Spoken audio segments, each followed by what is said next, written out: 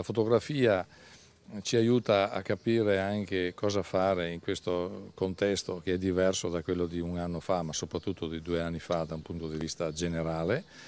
E con la collega Donna Zan, che tra qualche giorno presenterà a Vicenza il rapporto 2009 del mercato del lavoro, stiamo tenendo conto anche delle problematiche che possono avere una parte di questi 205.000 lavoratori presenti nella nostra regione.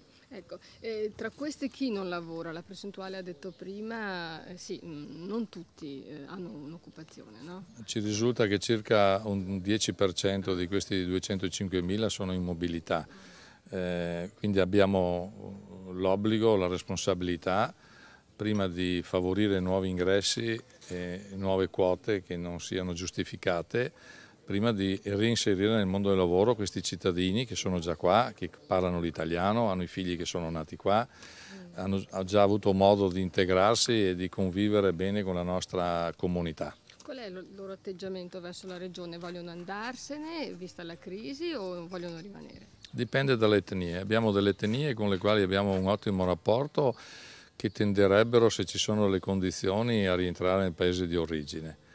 E sono quelle di cui noi magari preferiremmo che se ne andassero più tardi possibile. Cioè?